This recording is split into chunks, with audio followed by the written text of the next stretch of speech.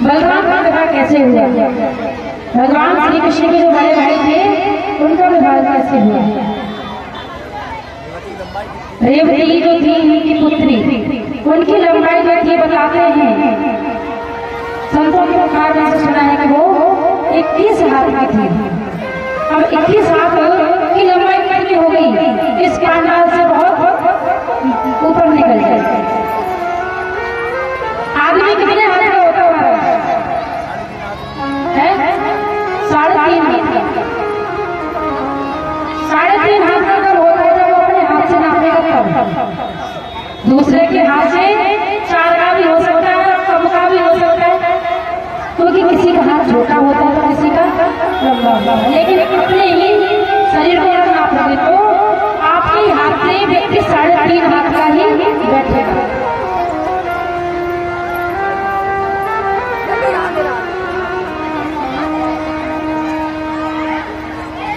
तो बताते हैं कि भगवान कृष्ण जब बारात में गए, बारात में 2 चीज खाने को जरूर मिलती है, एक गाली, दूसरी तरकारी यानी दावत।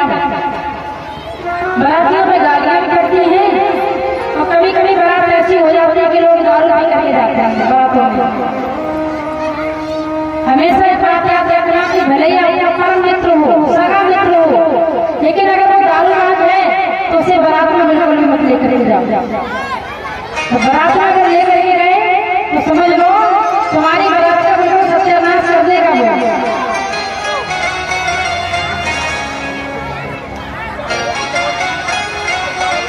जब भगवान श्री कृष्ण बारात में गए तो बताते हैं कि उनको हंसी आने लगी अपनी भाभी को देख देख कि हमारी भाभी इतनी लंबी और भैया की लंबाई भाभी से बहुत कम है।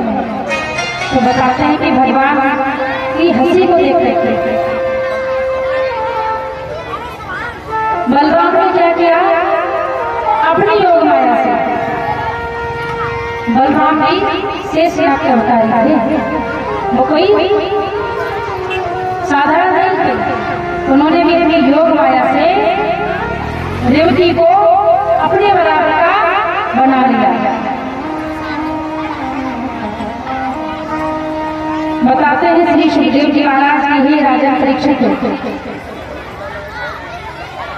बलराम का विवाह रेवती के साथ में विधि विधान से किया गया और मथुरा नगरी को विदा कर करके लिया।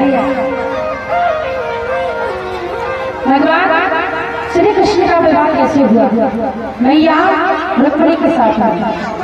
हमने आपको कल बताया था कि जो राधा रानी जो है, बहुत बातें कर रहे हैं। तो बेटी वाले भैया से अनुरोध है कि बच्चे जहाँ सामने बैठे हैं हटाए या तो सामने बैठे। ऐसा करो नहीं, सब अपने घर न ले जाओ। बहुत दूर है पर काय गाड़ी में आगे सब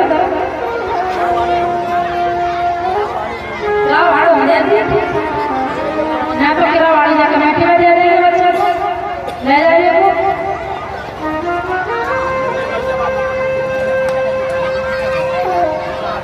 बोलिए बाके बिहारी लाल की जय, बोली सारी सरकार की जय।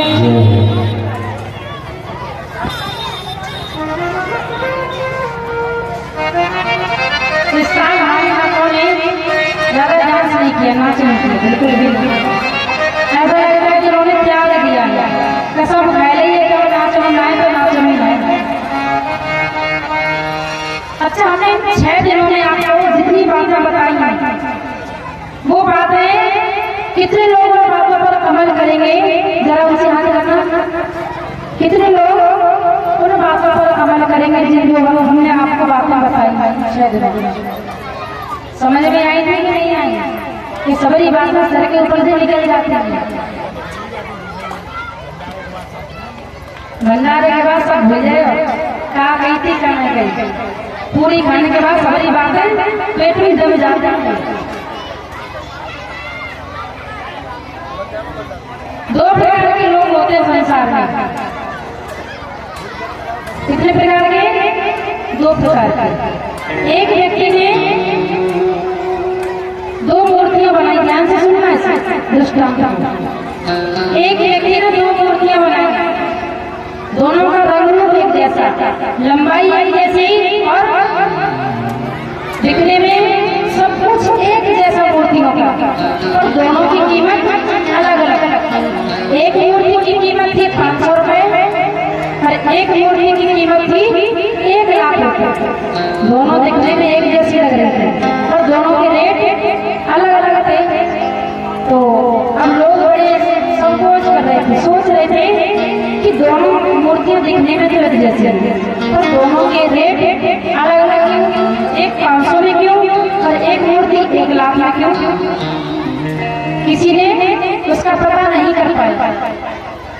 एक सब्जी आई, उन्होंने कहा मैं पता करके बता दूंगा कि कौन सी मूर्ति 500 रुपए की है और कौन सी मूर्ति 1 लाख रुपए की है।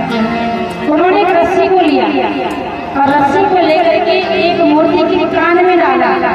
ध्यान से सुनना बात। उन संत जी ने वो रस्सी कान में डाली एक मूर्ति के, तो वो मूर्ति के कान में जब डालने के बाद वो रस्सी इस कान से घुसी और इस कान से बाहर हो गई, तो उसकी कीमत थी 500 रुपए। और दूसरी मूर्ति की कान में जब वो रस्सी डाली तो वो रस्सी इस कान से घुसी तो सीधा पेट में जाकर के अंदर चली गई। कहने का मतलब ये है कि जो व्यक्ति सुन करके बाबा को निकाल देता है उसकी वैल्यू कुछ नहीं होती, कोई कीमत नहीं होती उसकी। और जो सुन